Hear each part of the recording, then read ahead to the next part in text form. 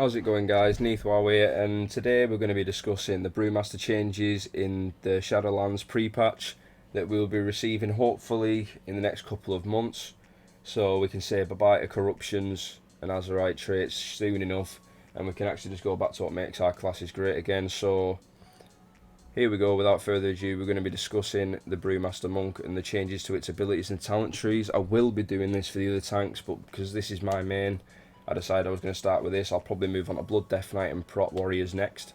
So let's jump straight into it.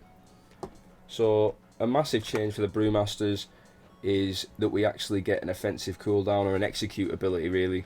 So we are getting Touch of Death back baseline, which is you exploit the enemy's target's weakest point, instantly killing creatures if they have less health than you. Deals damage equal to 35% of your maximum health against players and stronger creatures under 15% health. So that's going to be an absolute bonus. We've not really had anything offensively viable for the longest time. So to have that coming back to the tree is something that's probably welcomed by most of us. I know I'm very happy about it, so hopefully the rest of the Brewmaster community are as well. We also get Zen Flight back, which is the real MVP here, because I ain't had this for God knows bloody how long, but this is so this is so cool. Just a nice little ability, just a nice little ability. So if we move into the actual Brewmaster tab, you'll notice that Blackout Strike has been replaced with Blackout Kick, which is basically strike with a blast of chi energy dealing 738 physical damage and granting shuffle for 3 seconds.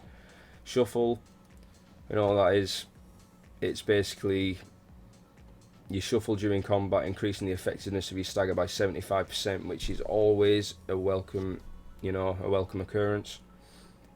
But away from the boring passives at the minute, we'll discuss what abilities we actually have. A really cool one that I was happy to get back was Spinning Crane Kick. This does not this doesn't compete with Rushing Jade Wind either. I thought it might have done, but it doesn't. So in reality, you can pop Rushing Jade Wind, and then you can Spinning Crane Kick straight after, which is a good amount of AoE DPS going out. And even though they've kind of put down the AoE cap, it's still a welcome change because it helps us hold that little bit more threat. And that one, Spinning Crane Kick, also synergizes well with one of the new talents that we've got, which I'll discuss in a second. Another huge change for us is that we finally have another form of mitigation as well as an offensive cooldown, which is something we've lacked on for so long. Which we basically get Invoking Nizao, the Black Ox. So summons an effigy in Nizao, and the Black Ox stands for 25 seconds.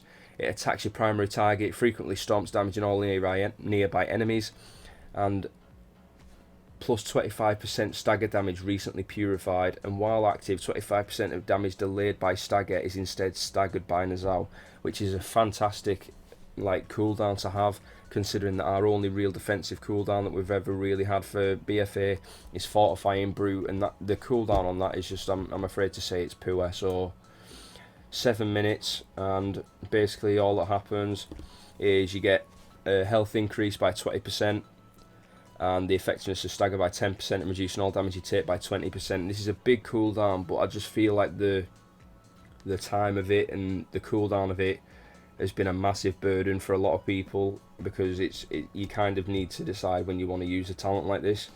So to be able to have the Nizao Black Ox on a 3-minute cooldown as an offensive and a defensive cooldown is a really, really welcome change, and I'm pretty sure that I can speak for everyone in saying that nobody's disappointed about this change, because it also means that we get a new talent.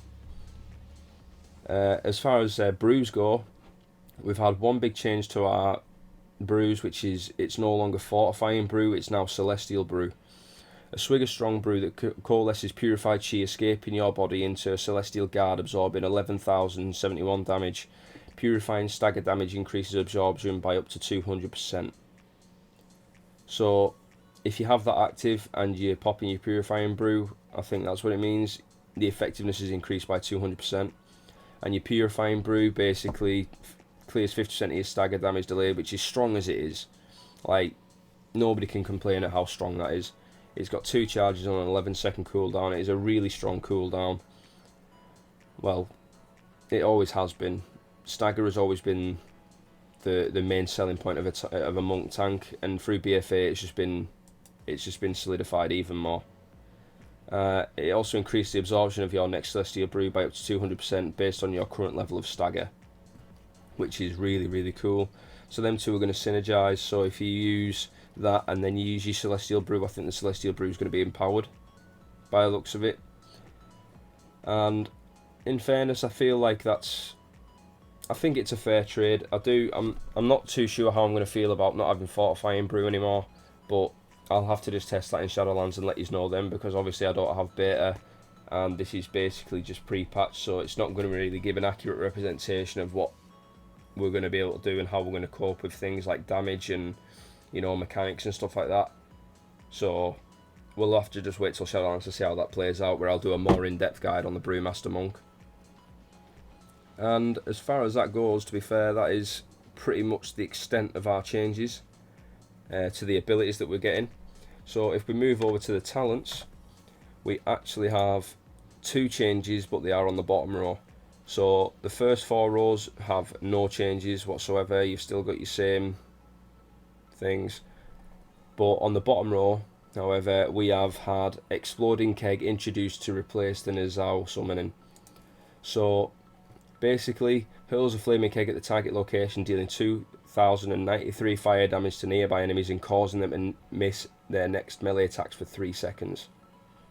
So I feel like this is going to be a good cooldown in Mythic Plus, maybe even in a raid if you're going to have a scenario where you need to mitigate a big attack and you know that it's coming. But I feel like it's going to be more of a Mythic Plus kind of talent, if anything.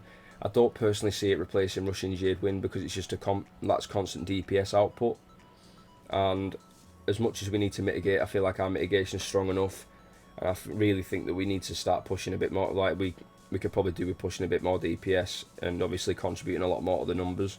So Rushing Jade Wind I think is still going to be the default choice for Brewmasters, but Exploding Keg is a very, very interesting talent, and I'm interested to play around with it come Shadowlands.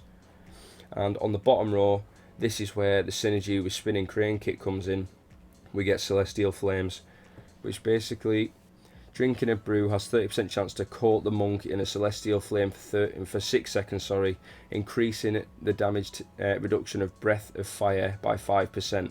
And Spinning Crane Kick also causes a Breath of Fire on targets. Now, that's going to be all targets doing less damage to you as you spread it, basically. So I'm not too sure if it's going to replace High Tolerance. It could be something for Mythic Plus, but I feel like it might be a bit too RNG based. I feel like High Tolerance is still going to be the main choice, but Celestial Flames, maybe with a bit of tweaking and a bit less RNG, it could be an interesting talent to play around with. But for now, I just don't see it replacing High Tolerance. But that just about covers it for the Brewmaster Monk changes, guys. Thank you very much for coming and watching. If you want some more, please like the video, subscribe if you want to see more tank guides as well. Blood, Death Knight and Prot Warrior are coming very soon. And as always, guys, take it easy. Thank you for watching. Bye now.